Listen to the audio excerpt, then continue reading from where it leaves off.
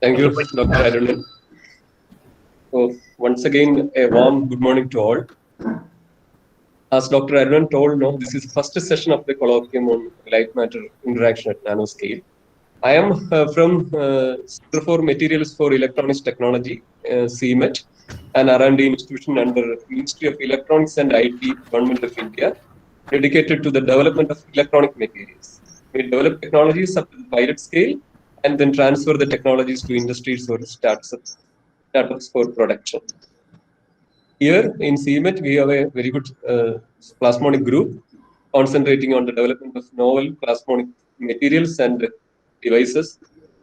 And about the colloquium, anyway, I will not take too much time.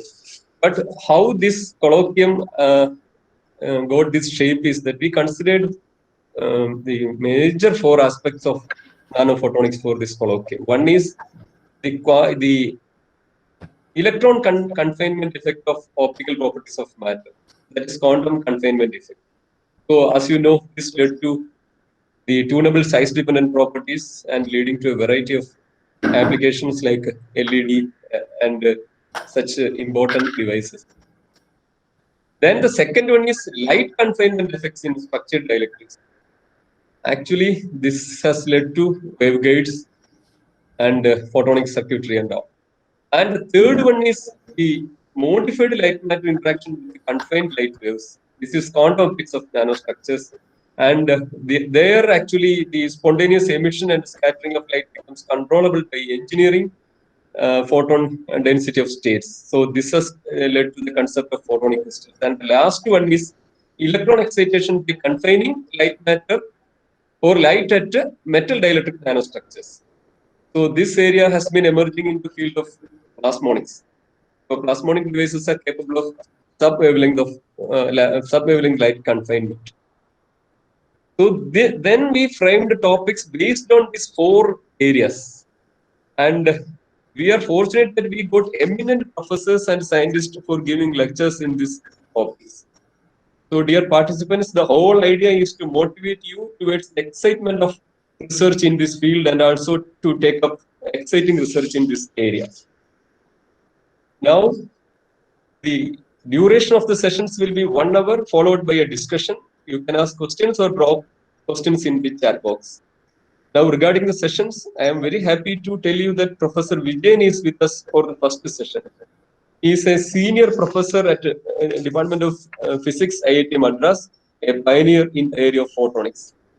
So, a brief, short biography of Professor Vijayan is he has done his early education in Kerala, obtained first few ranks throughout the school and college education, awardee of NCERT NDS scholarship during college education, MSc and PhD from Department of Physics, IIT Madras.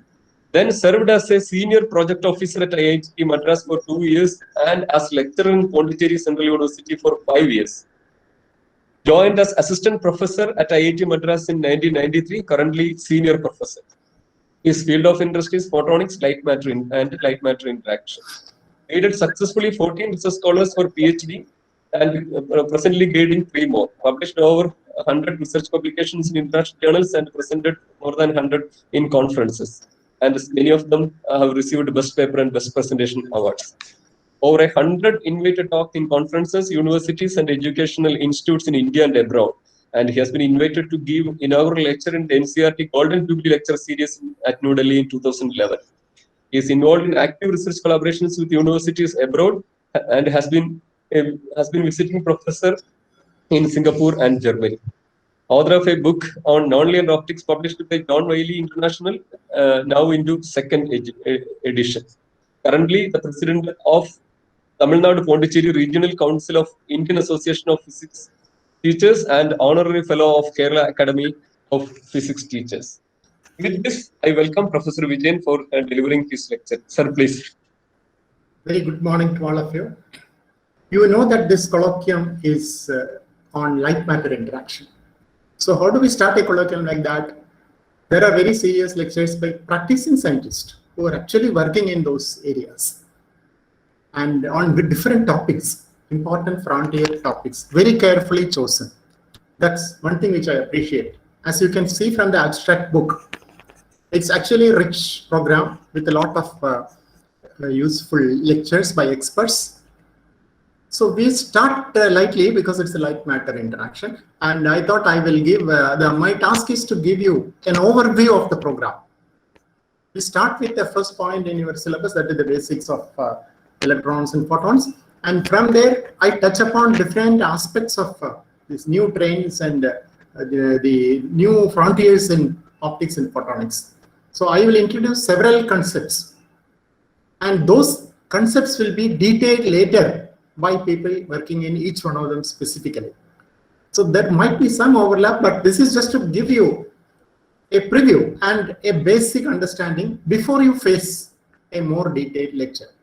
So if you find any one of them particularly interesting and any topic of special interest, note down and look at attend carefully that talk by that particular expert and get the details. Let's see. And I have quite a lot of things to say because optics and photonics is a very rich frontier indeed. But I will restrict to 1 hour. There was a famous speaker who wanted to give a talk in some place, and he was supposed to speak for 45 minutes. And after 1.5 hours, he was going very strong still.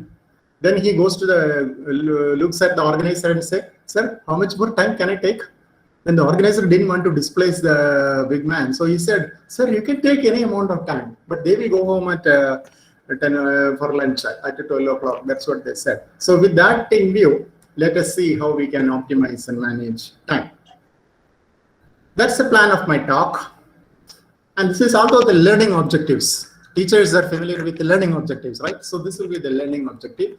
The learning objective is that you will be able to relate each one of the picture with something in optics and photonics.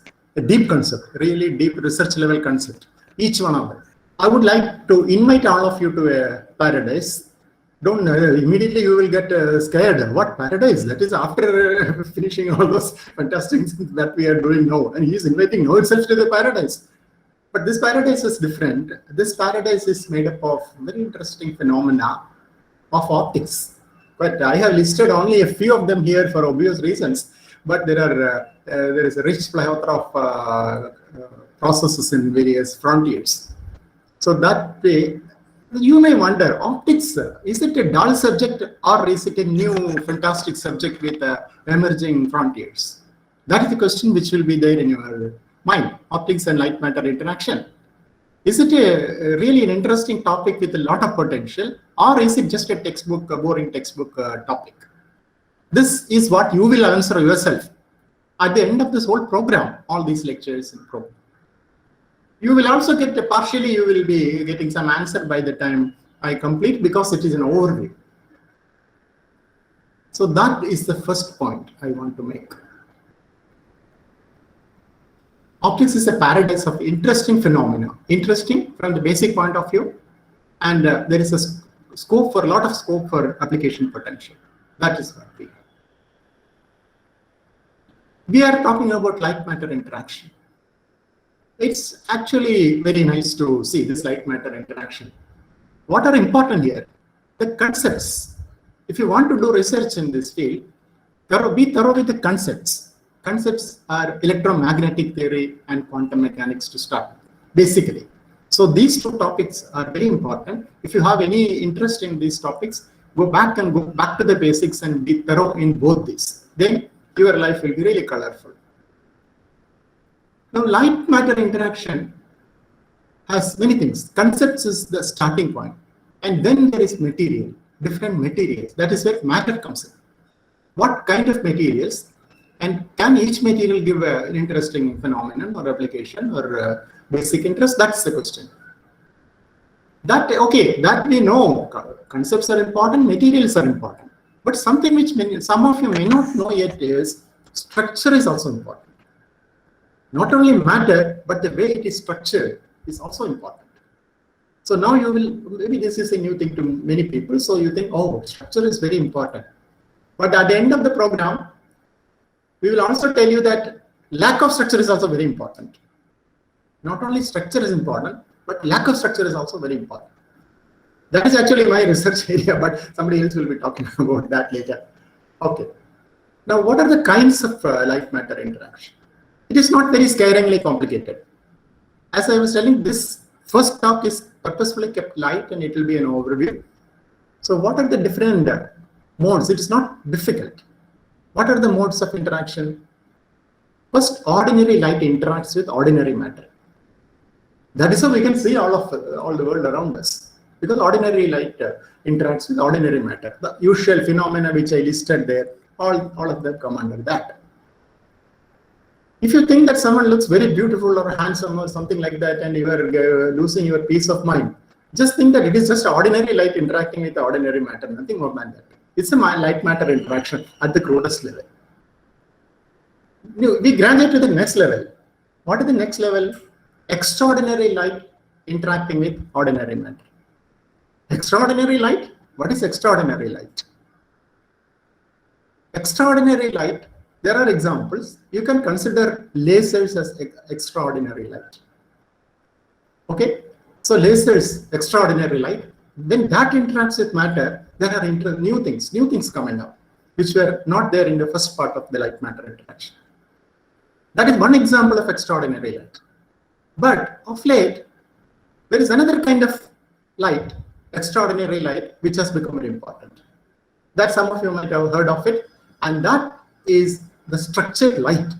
We are talking about structured matter, but there is structured light also. Light with angular momentum, vortex, light with vortices.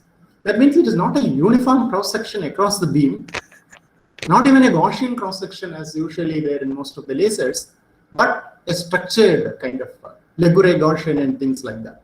A structured, for example, center can be a dark ring kind of thing. That just is the simplest example of a non-Gaussian or non-uniform light.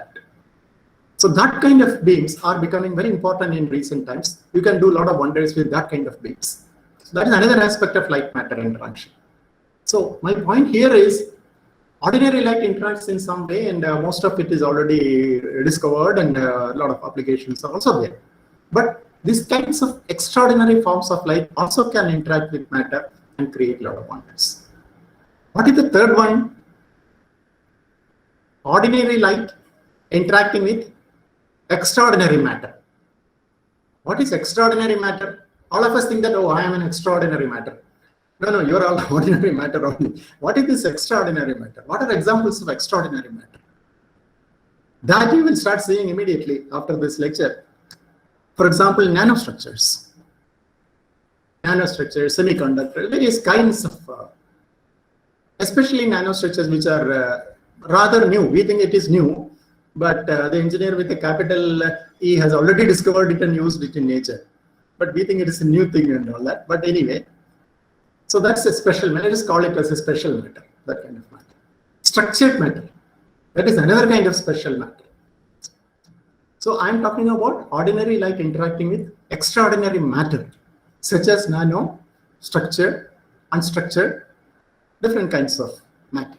And then what you get out of it. That is another aspect of it. So what is the last aspect? Only 4 aspects. Now you can guess what I'm going to say next. Extraordinary light interacting with extraordinary matter. That is research. That is where research is going on. All the easy things people have already done. The new researchers have to do difficult things. We have to explore what extraordinary light does to extraordinary matter. You heard of spring doing something to the cherry trees and all that.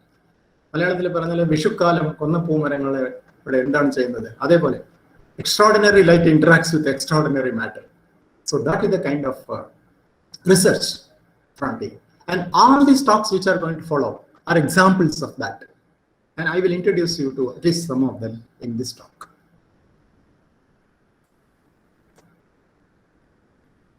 First aspect that we look at is the basics, of course. From optics to photonics, the journey from optics to photonics. What is light actually? Is it a particle? Is it a wave? Is it a quantum? What is it? That's the first question that we ask. We start with Newton. We say, we have to think in the beginning when you start something. So when you talk of light or when you talk of physics, the name of Newton even anyway comes up there. Though the Apple story, you may think that why am I talking about the Apple story? Apple story is not related to optics. Apple story is related to gravitation. But then let us see. Look at the second picture. The first picture is before the apple fell, and the second picture is after the apple fell. And if you look at it closely, I have modified that picture, and I have put some objects there. What are those objects? They are the Newton's rings. So that rings a bell. Why this picture? That is talking about, okay, if Newton were really a genius, the point here is, if Newton were a better genius, he's already top genius. If he was better than the best, then he could have looked at the wave theory rather than the particle theory. I will elaborate on that later. But if he were top than the best of the best, if he were that level genius, he would have taken enough precautions to avert some of the mishaps. But that mishaps became a very great thing in physics. Luckily, he did not do that when he was reading. So the basic confusion when we talk about electrons and photons, are these objects particles or waves? Does it have two forms or is it only the same thing? Particle is very different from a wave. Particle, you can just bombard something with it. The interaction of light matter interaction with particles, if light is a particle, is very different from the interaction. You look at a wave, or look at a rock on the seashore. There are two ways of blasting the rock. One, put a bomb on it. Then there is some instantly that will be gone. That is particle. The other one is the waves keep on interacting with the salt rock. And over several hundreds of years, slowly that rock disappears into the sea by some chemical equilibrium and all that. That can happen. That is the wave interaction. So first point, the next point is light matter interaction is very different if light is a particle or if light is a wave. So there is a lot of confusion for scientists. As I said, you will see some Malayalam writing. If you can't read it, read the meaning which is given at the bracket, in the bracket. Now, I think after looking at my picture for a few minutes, you would have realized whether light is actually a wave or a particle. But the issue is actually very complicated. The question is this: if you want to explain Compton effect to someone, you have to understand, or you want to understand what is happening in Compton effect, the conservation of momentum, conservation of energy. So when you say conservation of momentum and all that, you are thinking of particles. You are talking in the language of particles. Particles bombarding with each other, electron bombarding with photon.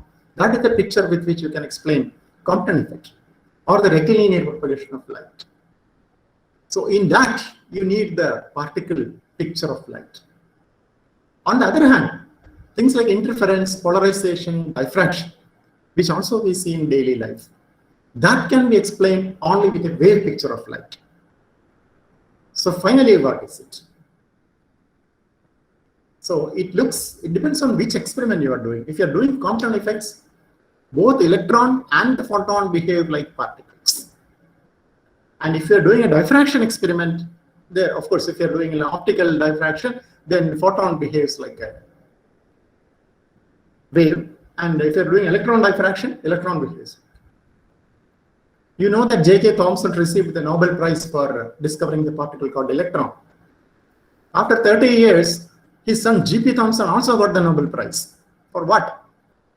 The famous Thomson's experiment, where electron diffraction, they showed that electron gets diffracted. So he showed that his father got Nobel Prize for telling it is a particle, proving scientifically, experimentally that electron is a particle. And G.P. Thomson got the Nobel Prize, shared the Nobel Prize with other scientists for proving that electron is a wave. Electron can interact with matter, diffraction of electron. That is what the famous experiment which he did. So the students have a confusion. Students, don't worry. You go to the lab, your first experiment is Compton effect, light and electron both behave like particles. Next day you go to the second experiment, that is diffraction, it behaves like a wave. So you are happy. But the intelligent, smart student had a doubt. Sir, what happens when you are not doing the experiment? What is it? Is it a particle or is it a wave? when you are not doing the experiment? That's really an interesting question. Maybe it is a superposition of both. And when you project it onto something, it just becomes meaningful. The Copenhagen interpretation is like that. So this point is very, so what the teacher answers is, when you are not doing an experiment, you cannot talk about it. Physics is basically an experimental science. So you can only say, is it a particle or is it a wave when you are doing an experiment? It's like a coin. You throw a coin. What is its state? Is it plus or minus? Is it heads or tails? It can be a combination of both. Finally, when you catch it, it put to one state particularly, then it becomes heads or tails. So the live cat and a dead cat kind of thing happens here. Of course, this concept is very important nowadays. People thought it's maybe a useless fancy. No, it is used in quantum optics these days, a field which is coming up in a big way. Now I will give you the story which I told just now is from a novel called Mr. Tompkins in Wonderland by George Gamow. Those who have not read it, please read it. It is there even internet, I suppose. It is those days when I bought it, it was something like 10 or 20 rupees from a second-hand bookshop. It may be there in your library. Otherwise, you ask your college teachers to buy it in the library, or you can buy it. I don't know recently I have not searched for it. So this is a big paragraph. You should not write big paragraphs in your PowerPoints. So I will just tell you what is written there. What is written there is basically what I said. When I do this experiment, light behaves like a particle. And when I do that experiment, it behaves like a wave. So what is it when I'm not doing an experiment? So he says, your question has no physical sense when you are not doing the experiment. So that is where the particle wave controversy stands. But what is the resolution of this? If you can call it as a resolution, that is given by our great man. Quantum mechanics is a description of the behavior of matter and light in all its details, and in particular, happenings at an atomic scale. Things on a very small scale behave like nothing that you know in ordinary life. So it's scale. It's a scale of that. We are familiar with whatever, our size, meter, a few meters. That's what we are familiar with. But when we go to the world where you are talking about electrons and photons, then you can't have analogies with common normal thing. Like once when our director was inaugurating a conference on on nanotechnology, he was inaugurating this thing on nano science or nanotechnology. And he happened to be from the ocean engineering. So he said, I don't know how you people are doing research. For me, it is very nice ship. I can see the ship. I can go to the ship. But you are working with the nanoparticles and you can't even see that unless you have very costly crores of rupees. So I think my research is more comfortable than your research. But light matter interaction is all about how the photon and electron behaves and interacts at that level. They do not behave like waves. They do not behave like particles. They do not behave like clouds or billiard balls or waves on springs, like anything what you have ever seen. So if you want to understand it, you have to learn their language. And their language is the Schrödinger's equation. If you are good in matrices, go for the matrix mechanics. If you are good with the differential equations, go with the Schrödinger equation. If you are not good in matrices and Schrödinger equation, leave physics and go. That's what you have to do. So that is the message of Feynman. You have to talk. How do you talk to a baby? You have to talk in the language of the baby, right? Not in our language. So we have a language problem. These light and photon come from another continent and color our days. So that's what Feynman says. And Feynman is really, for all physicists, Feynman is someone who you should read. You should read this book, You Are Surely Joking, Mr. Feynman. There is a book called You Are Surely Joking, Mr. Feynman. And that is a must read for all physics students, whether you like light or matter or the light doesn't matter or whatever it is. You should read that. And that will really inspire you. Every page of it will inspire you. It's a fantastic book. Take it from me. It's a fantastic book. You will not, one caution, don't read it when you have an exam, because then you will not read the topics for the exam. Read it only in vacation, or that's only one warning, statutory warning which comes with that book. You must be surely joking, Mr. Feynman. Again, it is a book which is not very costly. You can buy, or you can ask your college or parents to buy it for you. Feynman gives another interesting lecture, not in the famous Feynman lectures, but another lecture he gave in Mexico for BSc students, somewhere in North America for BSc students. There he talks about this. Take the simplest experiment in optics. What is the simplest experiment in optics? You will agree with me after 2 minutes that it is the most complicated experiment. The simplest experiment is take a glass, or a block of glass, send light to it. What happens? Some light is reflected, some light passes through. The mystery starts there. The mystery starts there. And people measured what percentage of it is, something like 4 to 16%, which comes out of the glass. The rest goes in. And if you don't have anti-reflection coating, that's what happens. You get something like 4%, 5% less of light. Now the mystery is here. The light, electron, photon mystery is here. Consider the army of photons marching to the glass. Who decides how many will go? Which photon will go this way? Which photon will go this way?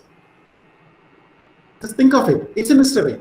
The simplest experiment which you thought is becoming very complicated. Not only that, they found that this percentage of reflected photons depends on the thickness of the glass. It becomes really mysterious. What happens to the captain? The captain of photons, they are marching to the glass. So the captain has first to decide who will go this way and who will go this way. Not only that, before traveling, he has to go with a tape and measure the thickness of the glass and then decide, okay, 10 of you go this way. He gets the captain of photons really gets exasperated, and he says, okay, half of you go to the left side, half of you go to the right side, the remaining people come behind me. That's what he will say. So you get the point. And okay, you can do that. You can go and measure the thickness and then decide who will go this way, who will go that way, who's on medical leave, somebody will substitute. But this has to be done at the speed of light. This has to be done at the speed of light. That's where the mystery is. So that is one of the one frontier which I am introducing and leaving at that. If you want to read more on it, you have to read the fantastic book, another fantastic book by Feynman, The Wonderful Story of Photons and Electrons.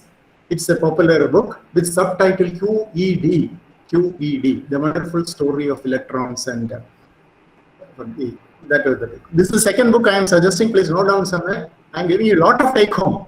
Don't say at the end of the lecture, I didn't get any take home from this lecture or something like that. Okay. And the first one was Gamo's book on Mr. Tompkins in Wonderland. Okay. I think, yeah, I will leave it that and go to the next one. My problem is to what depth each one I have to go, or then I will not be able to cover the overview of everything, but doesn't matter. Whatever we can do in the reasonable time, we will do. So it's like, there was an army camp. The army camp started with an announcement. First, the major will address you and tell about some of the general problems. And then the general will address you and talk about some of the major problems. So that's what is going on right now. So we have to have a balance of general and major. So the talks on major issues I think this topic is probably also included. Now, one important milestone in light-matter interaction, another important milestone in light-matter interaction is the creation of lasers. God said, let there be light. But Einstein was not happy. Einstein didn't say much. Einstein just said A and B. And then you had lasers. What is this A and B? Should I ask some participants to tell me? What did Einstein say? The beginnings of quantum optics. Time-independent perturbation comes in there. What is A and what is B? Okay, no volunteer. I think this audience is still have not woken up fully. Okay, let's see. Energy and momentum. Huh? Energy momentum? Energy and momentum. It's Einstein's in the coefficient. concept of lasers. Spontaneous and stimulated emission. Einstein's coefficient, there are famous Einstein's coefficients of different kinds of emission, stimulated emission and spontaneous emission, things like that. And that led to a lot of new areas in optics. I'm just touching upon that because it is an important thing which you cannot ignore when you talk about light matter interaction. And what are the important concepts involved in it? What did Einstein do? What is the genius of Einstein? Who discovered the laser? Einstein or C.K. Patel or who discovered? The question is this. Cavity was well known. In World War and all that, people were using cavities, the microwave cavity. Cavity concept was well known at that time. Black body emission was also well known independently. When the lasers, I think around 1960, when it came out, people knew about cavities, people knew about the black body emission, but the genius of Einstein put the emitter in a field, put the black body in a cavity, put the emitter in a field, and then see what happens. That is where the genius happened, and that is where stimulated emission happened. And you got a fantastic light, fantastic light. The important concepts are of stimulated emission and the gravity physics, then why population inversion is required. And nowadays, the most important thing, you get ultra intense, ultra short pulses, just a few optical cycles. And with that, you explore more. You explore more, especially chemical reaction. For example, some enzymes, some catalyst. What is the catalyst doing? A plus B plus C giving A, B plus C. So catalyst is not doing anything. But you do an ultra fast reaction. And with the probe it. It is doing something. Only you don't see it. So if you see at that scale, ultra fast scale, then you see more of what wonders are revealed before you. So that is what this is an important aspect of light matter interaction. Let us go to the secrets of color. I will go through this quickly because this is easy and you may be knowing most of the concepts related to this. The color, the secrets of color around us. We all like to live in this world mainly because it has got wonderful colors in it. So what do you do in your vacation? You go to some nice beach or something and enjoy life, right? Getting away from it all, spending quality time with our family. What a beautiful moment. The whole family is happy. The scientists, that fellow is a scientist. And what is he thinking about? He's not thinking about the blue sky or what. He's thinking of scattering, optical light matter interaction. That is what will happen to you after listening to this lecture. You will spoil your vacation and you will spoil your okay, you will be now thinking only of light matter interaction. Apple's secrets are finally revealed. What are the secrets of Apple? Not the amount of money they have put in Apple and all that. Why is it Apple red? Because, you know, as I said, these are easy concepts you can understand very easily. Scattering occurs all around us. And that is why. It's absorption, scattering, and all that. So these are the standard fundamental things which you learn first. Absorption and scattering of light. And you know all that. But what is something which we often forget is what happens between the cup and the lip. What you have here, the light that you have here is not what the light is coming on. Something happens in between. A lot of things happen in between. A lot of different particles there and all that. And because of that, we evolve. Suppose it is made in some way and we keep on putting some pollutants into the atmosphere, then what will happen? Then pollutants will go and sit there and then the spectrum will be different. Some of the infrared, the microwave will be more or less like that. So what you get, the spectrum what you get is with air in the atmosphere and the other things in the other spheres. If you pollute it, if you put more and more chemicals there and pollute it, the spectrum will change.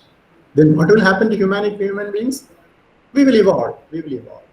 So your grandchildren will have big eyes and antennas and all that. So that is what will happen if you pollute the The point to understand is our eyes are designed for what light comes out. Not only what light comes out of the sun, but what we get finally. That's the importance of scattering. Okay. So you should not tell somebody, if you like the eyes of somebody, don't say your eyes look beautiful. You should say your optical detectors are optimally designed. That is what is more important in the context of light matter interaction. So there is a lot of things which happens between the cup and the lip, and what you see is a result of all that. After all that light matter interaction, what you get is available for light and your interaction.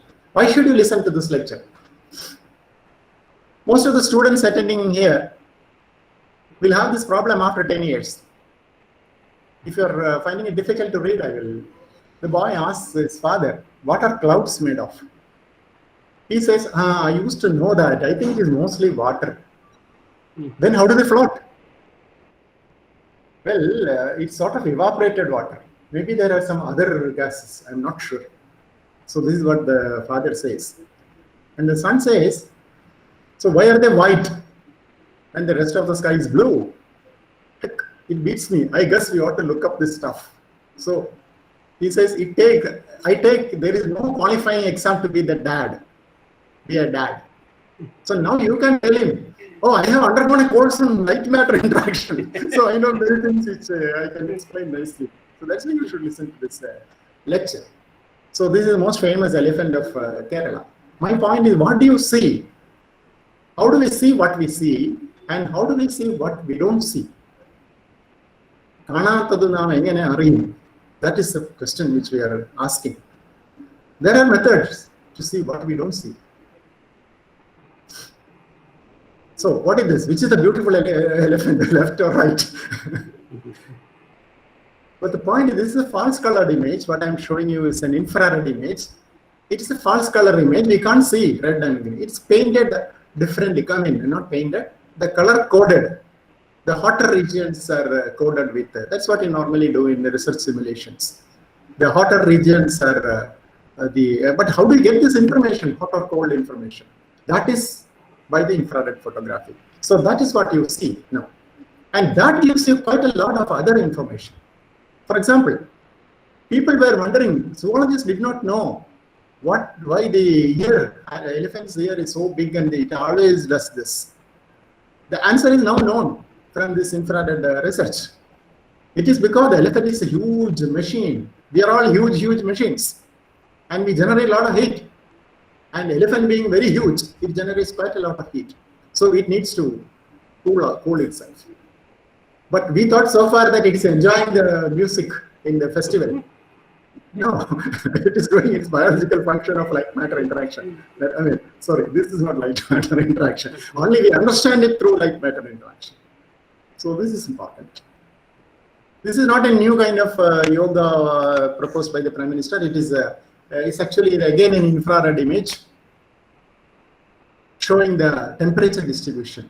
So this is the information you get if you look at different aspects of electromagnetic. There is a spelling which is electromagnetic spectrum. Each part of the spectrum gives you different kinds of information. It is like you are in a dark room and you want to see what is in the outside world. You open one window and you see something. You open this side of the window, you will see something else. This side the road traffic, that side forest. So you open each window, visible, ultraviolet, infrared, and then you get different information from that. So that is the basis of spectroscopy. So each one is important. And the principles are the same for all. Electromagnetics is the same. Only the scaling and other issues, absorption, those things matter. So this is important. And this tells you about some aspects of thing which you cannot see with other wavelength. Looking at objects, looking at matter through different aspects of electromagnetic wave, different wavelengths of electromagnetic waves, gives you different kind of information. When you have trouble, you go and take X-ray. So that you can always say. So I used to tell my audience that I am as handsome as Mohanlal, but so far no audience has agreed. I don't think this audience will also agree. But I'm not unhappy because it is not my fault. It is the fault you are looking through visible light. That's the problem. You look through X-rays, I don't have a bent to one side at least. So if you look at through X-rays, you may agree that So it all depends on what wavelength. So when you look for, you people are at the right age, within 10 years, we'll be looking for, student will grow up and they'll be looking for proposals and all that. So don't ask for Facebook photos. Ask for X-rays, and because face is important, yeah. Up to the age of 20, 30, your face and all those things are very important. But between the life 40 to 80, your thyroid and your pancreas becomes more important in life. So probably you should ask for X-ray pictures and infrared pictures and all that, so that you get all this. So my point is, you look through different wavelengths and you are seeing different kinds of information.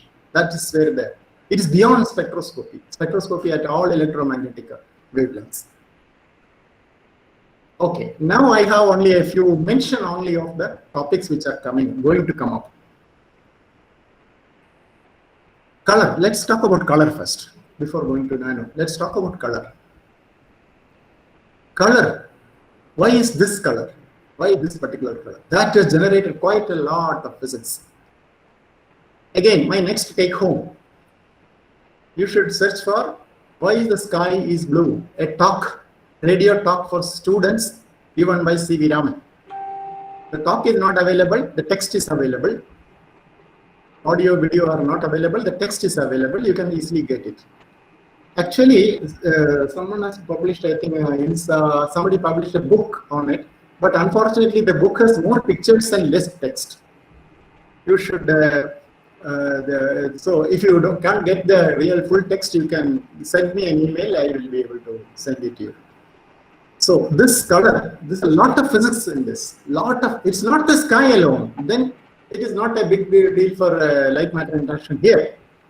That is connected to molecules, molecules of matter, the dance of molecules. All that is what determines the color and scattering. That's what Raman discovered. So it goes to the heart of matter, the molecules, the atoms, the clusters, the bonds, various things. So that is the significance of Raman's discovery. Color, is it a physics concept or chemistry concept or a biology concept? Some examples are already there in the picture. The simplest way to understand that color need not arise from chemistry is the rainbow. It's not because of the chemistry of water. The rainbow colors do not come because of the chemistry of water. Let us answer this question. What is meant by chemical color? The shirt you wear and all that. That color is pigment, dye, pigment, chemical, because of some chemical. Fortunately, that doesn't change. Suppose I wear always a red shirt, and suddenly one day I start wearing a green shirt. Then there will be political significance and all that. So luckily that doesn't happen. That color doesn't change like that. But if you put oil on water, that color changes. You see colors, and that color changes. You see evolving colors and all that as the oil spreads on water. You know why it is. It is not of chemical origin, it's of physical origin. So my point is that the color can be of different origin. Color can be due to plasmonics. That is one of the topics which you will be hearing later. Plasmonics talks about the oscillation of electrons with the background positive charge in the rest of the crystal.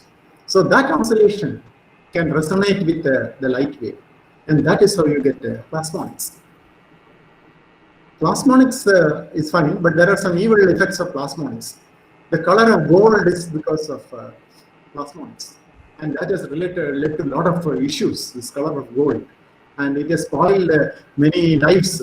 The greed for color, greed for gold, that is an evil, that has become a social evil, and people are getting, even the state government is getting aware of this kind of gold issues and all that. Why in weddings and all that, the people ask for gold and things like that. So now, hopefully, some legal thing will be to eliminate the evil effect of plasmas. Another color, another kind of color. And what is this color? This is a beautiful, wonderful color. You can see it in many churches in Europe and all that. This color is due to glass. Actually, basically, glass is a silicate, mixture of silicate, sodium, and potassium. But in that, if you put in some other material like semiconductors and make islands of semiconductors in an ocean of an insulator, Then you get nice things called quantum dots. That is another topic you will hear in more detail later. And that can change the optical properties, all properties of matter. And you will have at least 1 or 2 lectures related to that kind of optics. Light matter interaction in the nano form, especially. To start with, the physical aspect of color becomes more important. And the color will depend upon the size of the particle. That story will come out. This is the famous Notre Dame, church in Notre Dame, and there you will see various pictures and all that. That's all using the doped glasses. The secret of color here is, while making the sodium silicate, making glass, sodium silicate and potassium silicate, you mix some semiconductors and you create a semiconductor island in an ocean of insulator. That's the basic. More will be given by the respective speakers later. C.V. Raman, again I mentioned Raman. Raman was very much interested in the color and sound both, and color of various objects. This is a buried secret of color. And this also is related to nano intuitions. All these wonderful colors of natural objects like this are because of nano intuitions. So this one more point about plasmonics. Plasmonics is related to the color of metal. Why the gold? The color of gold is different from color of silver, and color of silver is different from color of copper and color of platinum. Suppose somebody comes and sings to you, Na chahu sona chandi, na mangu hira moti, don't fall for it. He is going to ask for platinum. Be careful. He is going to ask for platinum. So that is not enough. So all this is related to plasmonics. All this is related to plasmonic, which will be another topic. What is the secret of beauty? Let us spend a few minutes on the secret of beauty. If I ask what is the most beautiful object in the world, people will say what I see in the mirror every day. Everyone will say that. Oh, what I see in the mirror, that's the most beautiful. What is the next most beautiful thing in the world? People say Mona Lisa. Many people say Mona Lisa. So what is the secret of Mona Lisa? What is the light matter interaction happening here? People did research on it. People did research work on it and found that it is because of the artist's secret technique. Ultra thin layers of paint and glaze. So what is important here is ultra thin layers. How thin? Ultra thin of the order of the wavelength. Layers of what? Different refractive index. And that gives you structured matter. In particular, this kind of structure is called a photonic crystal. So you will have one lecture on that, photonic crystal, their basic physics and their applications. Again, we talked about this, the nature, color in nature. What has this to do with photonic crystals? Here again, it is not a biological color or chemical color, or all is used, all color, all kinds of coloring techniques are used. And what do you have here? If you look at it, you have structures at millimeter level, centimeter level, nanometer level, micron level. That is what you see if you look through a microscope. And at each level, you have diffraction and interference happening. And that is what gives you the color. For example, the butterfly. The butterfly's color is also due to that. The wonderful structure. These are all structural colors. These are called structural colors. And that is why I said in the beginning, structure is also important. So the physics of it will be given in a different talk, where they will talk about the photonic crystals. If you look through, if you look at a wing of a butterfly, yeah, this is the wing of a butterfly, and everybody will agree that this is a beautiful object. If I zoom one point, I get something like that. If I zoom one point of that, I get something like this. If I zoom one point in an appropriate microscope, I get like this. So what everybody agreed as beautiful here, now you will say it is not agreed beautiful, it is ugly. So what is beautiful and what is ugly? It depends upon what? Your eye of the beholder? No, beauty does not depend upon the eye of the beholder, but it depends on the eyepiece of the microscope that you use. So that is a new definition of it. So this is about structured matter, and as I said, there will be another talk which will talk about which will give you details, the physics of structured matter in particular photonic crystals. It actually happened in 1987. Two people asked two different questions. Yablonovich is an engineer in Canada. He asked a question, how can I inhibit spontaneous emission and get a better laser, more efficient laser? An engineering question. How can I make a laser better?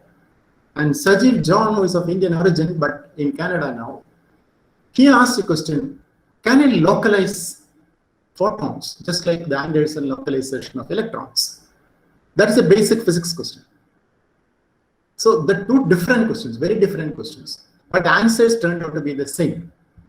Answer turns out that it is a photonic crystal which does both this. With that, I will go away from photonic crystal, but the story doesn't really end there.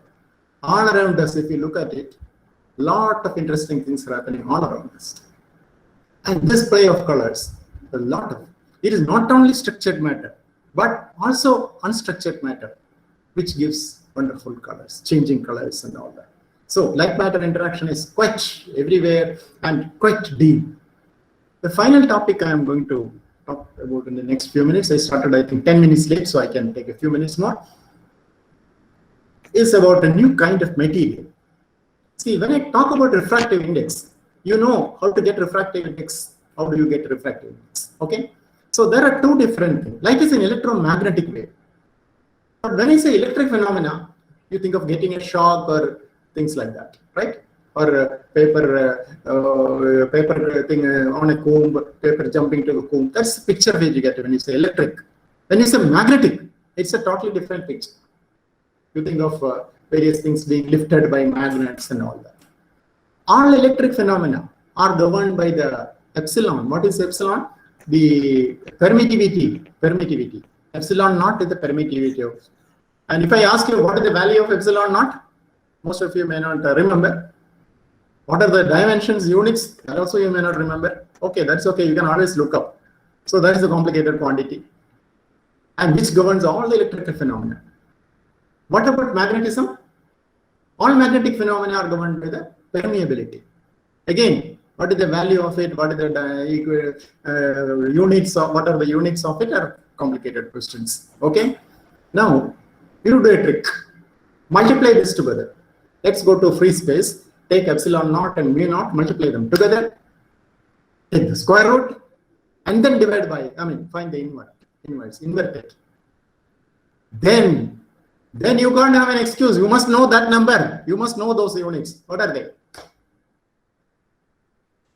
1 by square root of epsilon naught mu naught. That's the number. 1 by C. Yeah, that's it. If you invert it, you can see. See how it comes from two different things, electric and magnetic phenomena. And what you get is light out of it.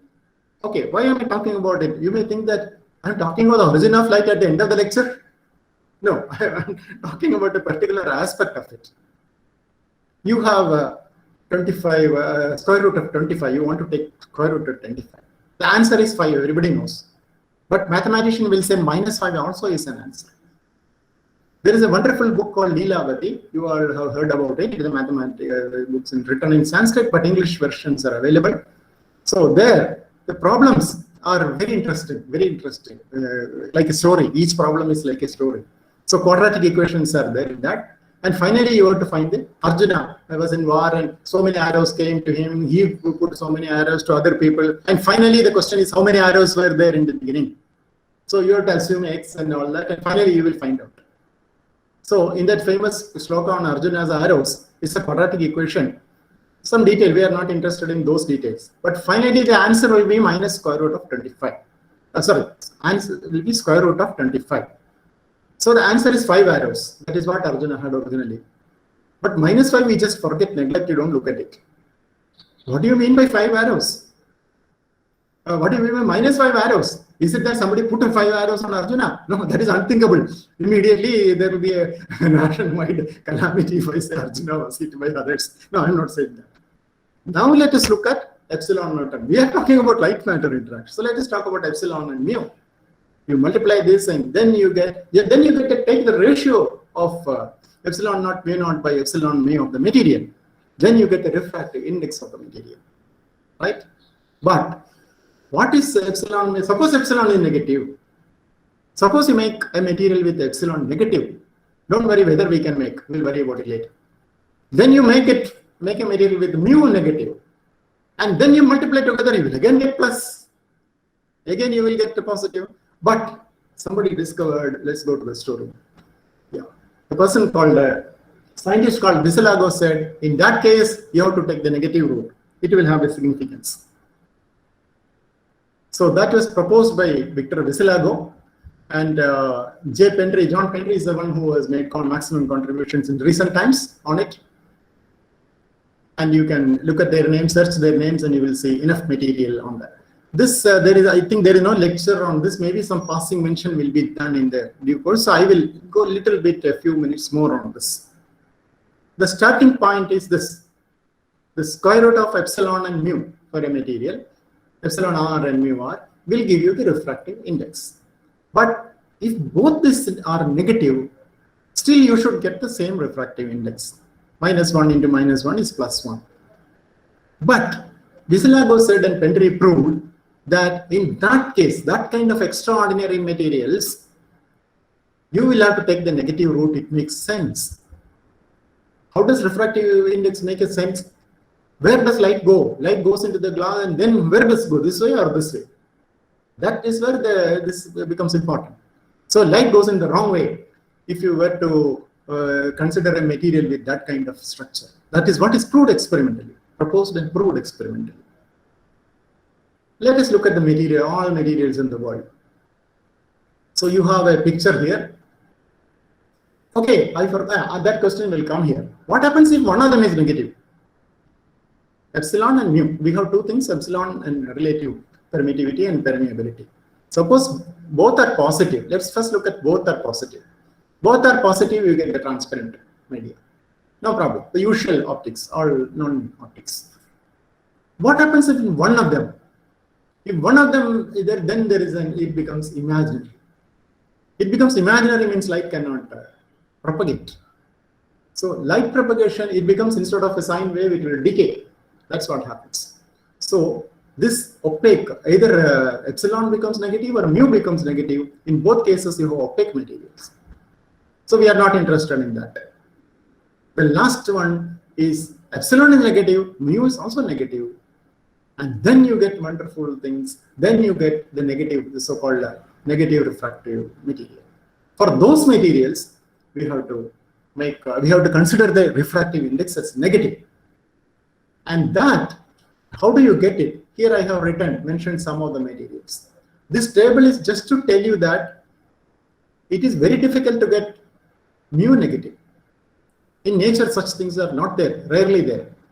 Materials with mu negative.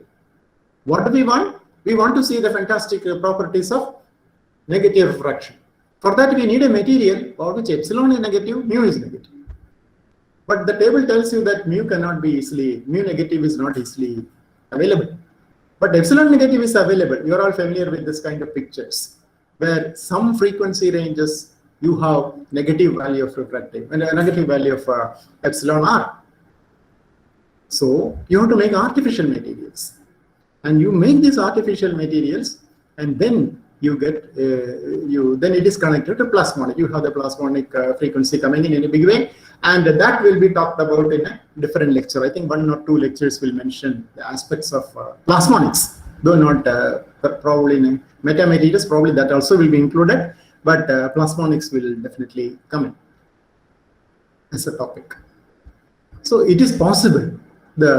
What I want to convey here is that it is actually possible to have epsilon negative easily, but mu negative is not possible.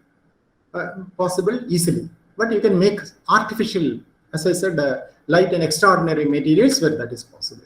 If you make such a material, the refraction happens like this. That is an interesting aspect of negative refraction. And this picture shows what will happen if this thing, whatever you see in violet color, is negative refractive. If you make an artificial material. But this picture is not a true picture. It will not happen ever. Because you cannot have a uniform liquid or something with negative refraction. All you have is a structure. As I said, you need to make an extraordinary material for the mu part being negative. So what you will see actually is not this kind of material, but this kind of material, but this kind of structure where you can have all that. What are the applications? You can do super imaging, super lens, without any ray getting lost. This is the ordinary lens, kind of refraction, and here. And you don't need a curvature for the lens. Without curvature, you can make a lens. So these are the kind of things you get if you have this kind of materials. This is the normal and this is the super. In particular, the higher, all the frequency, all the spatial frequency, information is divided in, distributed in various spatial frequencies. And in this kind of imaging, using plasmonics, evanescent wave, and metamaterial, you can actually get the entire information. And you can make things invisible. What is the idea here? Basic idea? Manipulate the directions of light rays by putting appropriate materials. This is called clocking. You can read that reference where it is written. So by which you can make things, this is called clocking. But don't think that you can go with a red color shirt and do all nonsense and then you will not be caught. What happens is, because it's only one wavelength. It's only one wave. So far, as far as I know, only one wavelength it will be invisible. So if you put a particular color and go, you will think that you will be. But what happens? Suppose the color is different. You are wearing a red shirt, that color is different. Then you will be caught red-handed. So that's the point. Now, so don't think of it. It has not come to that level where you can become yourself invisible and do all mischief. It has not developed to that level. And I think so far it's something like 15 centimeters or 15 millimeters or something is what scientists were able to make invisible so far. But research is going on in that kind of application. A lot of applications are there. There is a nice novel called H.G. Wells. People of my generation used to read it as an adventure story in the teenagers. And there are some movies with this theme, but they're all horrible movies. They're not nicely made. But the original book is really nice. And this is the invisible man you can make. So what is the use of metamaterials? Suppose a speaker is very boring and he takes too much time. Then you can tell the coordinator, I don't want to see him again. Okay, then he becomes invisible and disappears out of the screen. I said last, but the next last point is we all want everything to happen fast. Everything's going at super speed. I think even my talk is going at a super speed. But why don't slow? What is the light? Light is a maximum speed. Can we slow down light? Can we slow down light?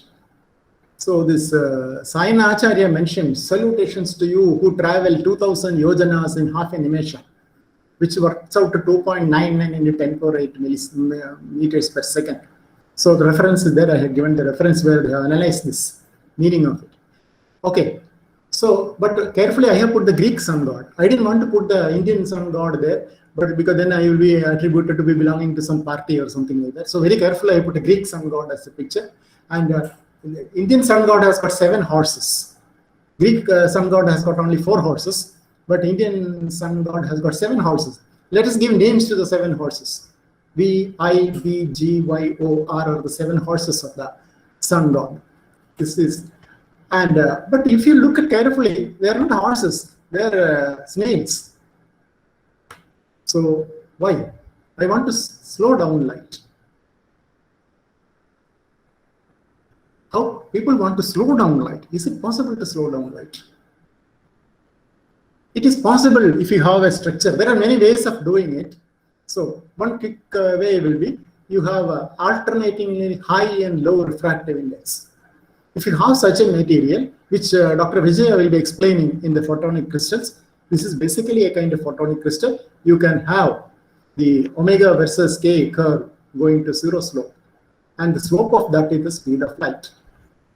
So in principle, you can do it. In practice also, you can do it. So there are several questions that come to your mind. Why should I slow down light? How do I slow down light? What are the principles? What are the techniques? And what do you get out of it? These are the questions in your mind. This is actually a very recent frontier of light. Many of you may be doing research in it if you pursue research career. So I have to answer all these questions, and I have already 1 minute, minus 1 minute. So I am going to answer all this in 2 seconds. All these questions I am going to answer in 2 seconds. What are the questions? What is slow light? how do you slow light? What is the concept theory? What is the experiment to do it? And what do I get if I do that? Read that. That's my solution.